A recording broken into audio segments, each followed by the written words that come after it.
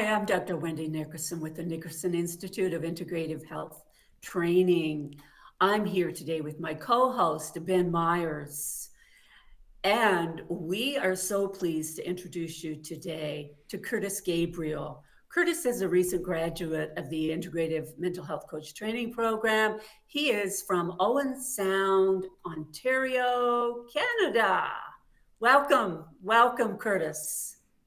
Thank you so much, Wendy. That was beautiful. Namaste to you both. And I am just so blessed to be here with you both. I'm so excited. I think behind the scenes, we know I love your story. I love your path to get here. So with that being said, what is a little bit about your history, whether it be professional work or just your journey that guided you to this moment? Wow. What a beautiful question. Where does one start? Let's see. I guess I dropped down to this planet, into this body, and I got raised as an atheist. I had no idea about any spirituality, anything like that. And I went through life and had a beautiful family. Fortunately, lost my dad when I was 10 years old to suicide. However, I forged on and fell into a life of hockey. And I ended up playing professional hockey for 8 seasons till the age of 29. And my career got cut short by a multitude of factors, but primarily injury and coupled with mental health and spiritual awakening. So that leads me to here today as definitely not an atheist anymore and on the path to surrendering to life and just see, what life can bring me. I can't imagine how great life can be, and only God knows how great it can be. And I'm just surrendering and want to alchemize my suffering to see what I can offer the world on my journey. That is beautiful. I'm so glad to be sharing this journey with you, and to have the insight from a professional athlete talking about losing part of their career to injury to then stepping into the next chapter. I can't imagine the amount of impact, not that you're already having, but you're going to continue to have on probably athletes and just other people who have gone through similar things, just to have their time cut short, and probably what they thought was going to be a lifetime worth of things. So thank you for being here, Kurtis. I'm so excited to have here and have you interviewing with us. Thank you, man. Our relationship has only grown, and I'm just so grateful to be here with you guys, and so fortunate you came into my life. Clearly, there are no coincidences. There's this universe of cause and effect, and everything happens for us. And you guys were definitely part of my path, so I'm just so blessed. Kurtis, you have mentioned a lot about your past. And can you tell us anything about your past that has kind of guided you in this direction towards integrative mental health coach? You mentioned your dad, you mentioned the physical injuries. Can you just give us a little bit more detail? Yeah, so I think, we're all born, and I think we all think that there is some objective truth out there. Like there is one truth. And I think we have this burning desire to figure out what that is. And we know it's there, we know it's real. And I always felt that when I was a kid, but I just had none of the spiritual, religious, or anything kind of background to understand. So I was just living in the material world. And as I fell into hockey, it became how much can I get out of the world? If all of this is random and if all of this is just is what it is, let's just see how far I can push this thing. How good of a hockey player can I be? How much money can I make? How many parties can I go to? How many peak experiences can I have? How many steaks can I eat? And that totally crumbled away.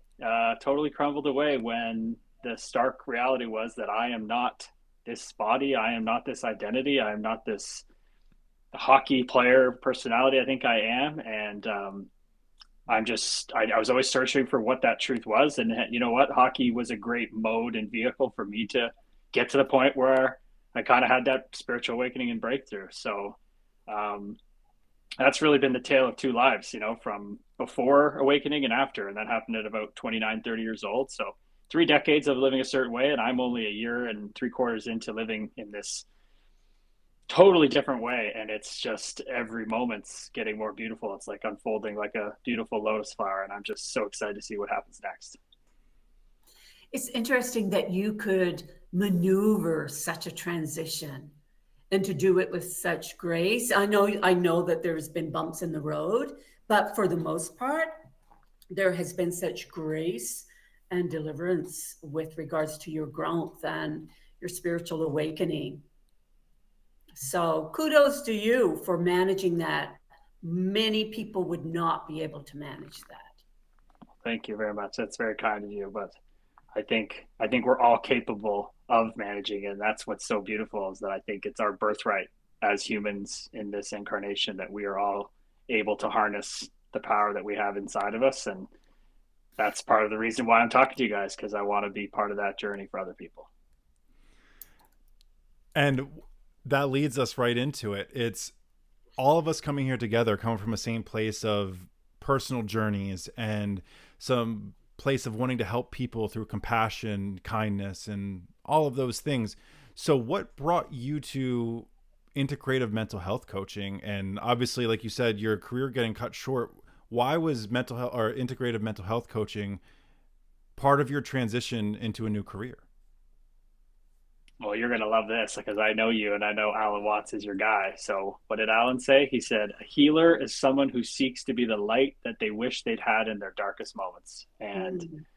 my gosh, especially I think as men, we always want to do it alone as the lone wolf. That's how society's kind of taught us toxic masculinity, all that, to figure it out for yourself. And my gosh, I would have loved to have someone in it with me when I was going through it. And part of me wonders if I was even clearly I wasn't receptive to it because I didn't have that person, you know? So uh, really it just comes back to this term my brother coined is that, you can lead a horse to water, you can't make it drink, but you can salt the hay.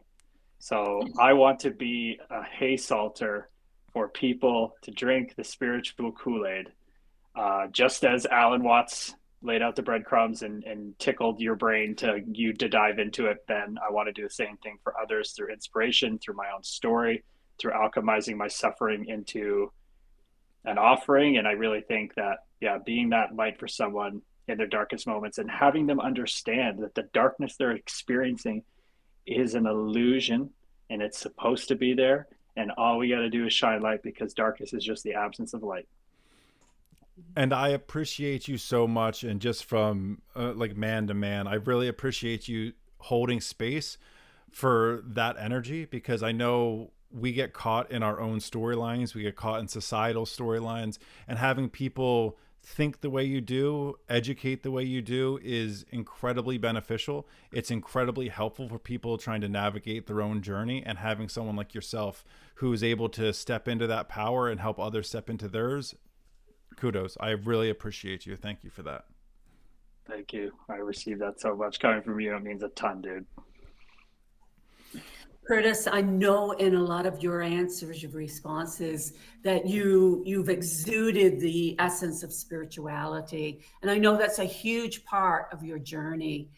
But one of the things that I would like for anyone watching this video to know is that your recordings, your assignments throughout the program, which were not light assignments, were so impeccably handled and dealt with in such detail. So you were able to integrate all of the behavioral and cognitive components in with the spiritual components. And I know that you love to lead with spirituality, but I just don't want anyone watching this to think that it's only that, because you know your stuff on all levels, mind, body, and spirit. So I just wanted to say that. And in following up on that, Kurtis, have you decided on what your niche will be in terms of your clientele?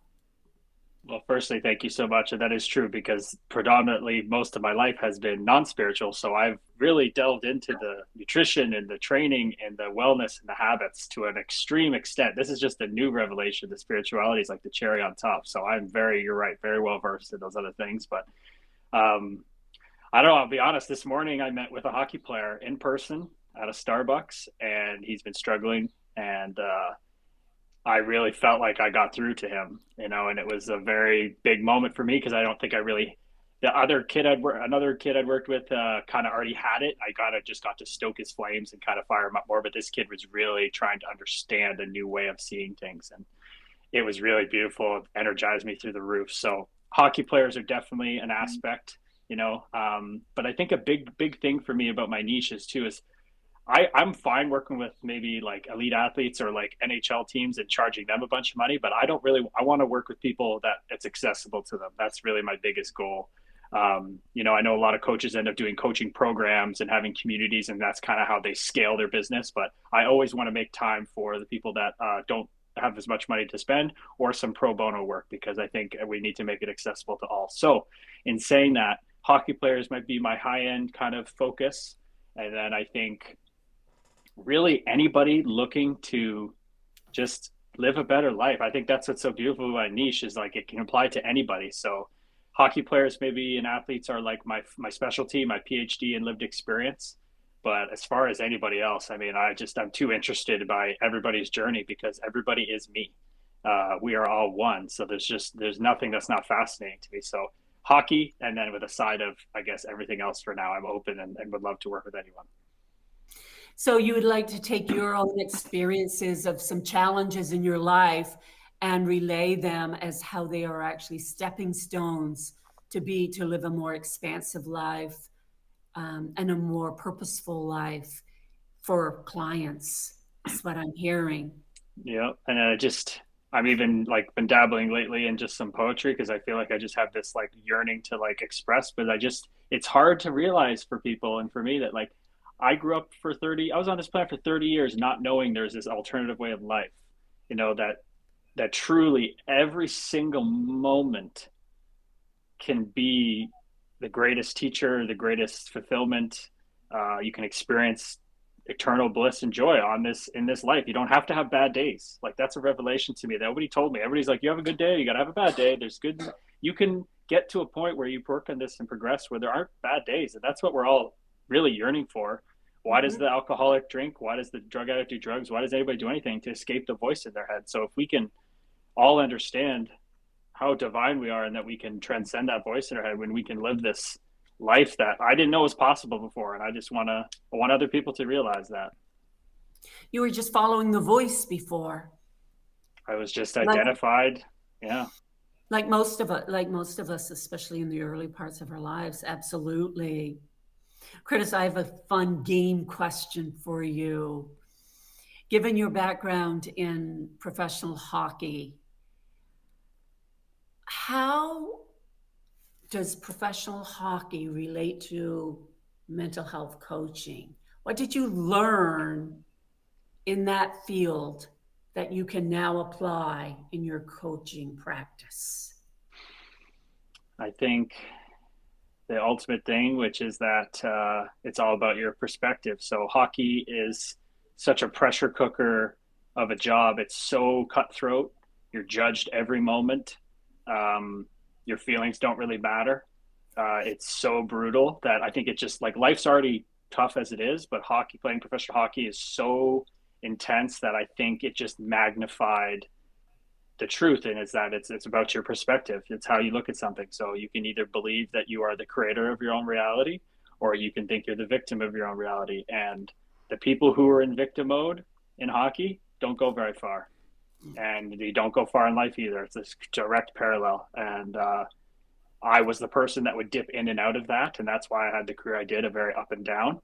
But the true thing is that it's just all perspective. That there's just so many things that can happen out of your control, and you can think things aren't fair and that you deserve better and you deserve this, and you can be in that victim mode, or you can decide to be empowered in yourself, and that's what makes all the difference. So hockey forced me to come to that realization at a pretty young age. And I was thinking also resilience, because it's such a tough sport. Resilience and applying that to life, as you Mm-hmm. yourself have done Mm-hmm.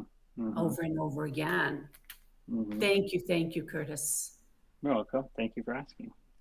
And listening to that, right? Like it takes such a high demand of physicality on your body, and then takes, thought, resilience, emotional resilience, and all of those type of things to get to the level that you got to play professional hockey or any professional sport.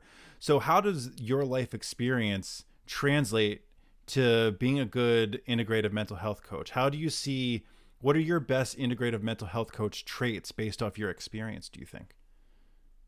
I think, yeah, it's hard to not always come back to spirituality, but I think mindfulness probably is, we know in our, well, this all, how much we've talked about it, is it's such a foundational thing. So that's really where you build your perspective from, you know. I think that hockey demanded such a large amount of discipline, but I guess hockey, I could train a certain amount a day, but then I'd always go away somewhere else and kind of turn my brain off and watch movies for a couple hours to kind of get away from it. But I think the biggest change is that it's daunting at first, but that every single moment you have to be mindful, you know? So I think my biggest thing is that how my habits and my discipline and how just intense I am, I think I will attract people that just with my, you know, what I put out, people that want that level of kind of intensity. And I feel like that's where I'll probably work with people the most, is that I'm just very, very direct, very intense. And that's what I needed to get to the highest levels of what I did. And I do think it takes that level of discipline to make changes in your life. So I think that's probably my intensity. I think is my best trait. I don't know.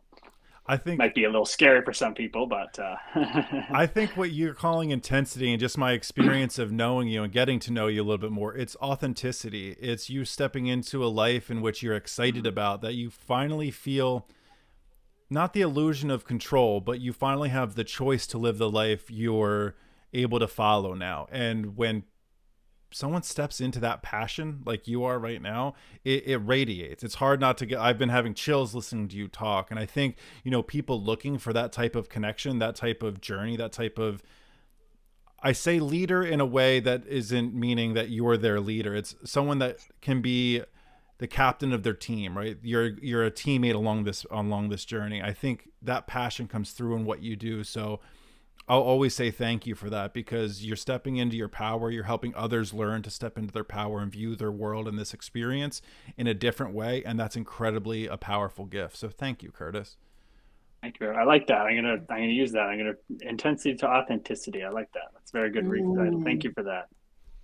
And I love, Ben, that you used the word leader, because if I had one word that I would describe Kurtis, it would be leader.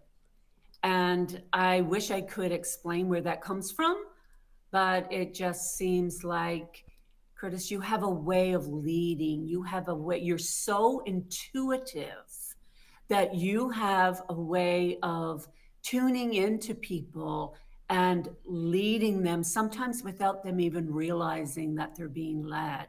So it's a gift, and I know that you will use it. Speaking of which, I know you're going to develop your own practice. What strategies are you using for growing your practice? I think it jumps right off what Ben was just saying, authenticity. I think I'm I'm slowly dipping my feet into social media more, and I've got some other things on the go. But I want to lead with authenticity first, and just probably word of mouth for now as I kind of build out what I'm doing. But that's definitely I'm gonna lean on, because that's my path, is surrendering. And I can't, as I said before, I can't know how great it could turn out. My job is to kind of get out of the way of my own self and whoever that shows up. So in the past, I've been very worried about, marketing myself or putting myself out there. But now with this mindset, like, there's nothing to fear. So, but I'm just going to lead with authenticity. I want that to bleed through everything. If I post on social media, even people I work with, so that then they pass it along to other people. So that's definitely what I'm going to lean on, my authenticity. Ben's really helping me put this together. So thank you. Great call so far for this. Well, And, oh, go ahead, Ben. Sorry. no, it's been my pleasure. And you mentioned the social media. I know you're starting to put your website together here.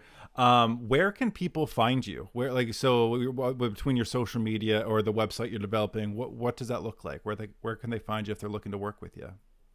Yeah, best place right now is my Instagram. That's where I'm most active, and we'll see if TikTok gets shut down. I think Instagram's going to make a big comeback here. It's going to be everybody's going to be popping off on Instagram. So that's where I am so far, and then hopefully build it up from there and utilize the different platforms appropriately to kind of fit each narrative. And I'm in a course right now trying to learn how to tell my story for different platforms and how to engage in it.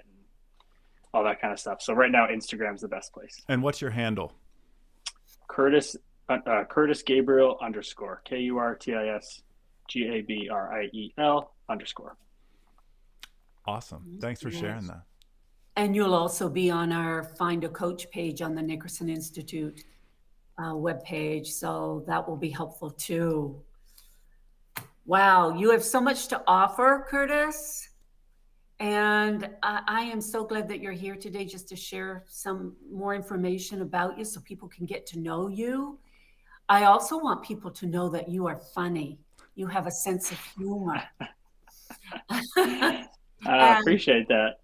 Because, you know, humor goes a long ways, and you've said some pretty funny things to me. So I know how funny you can be. I appreciate that.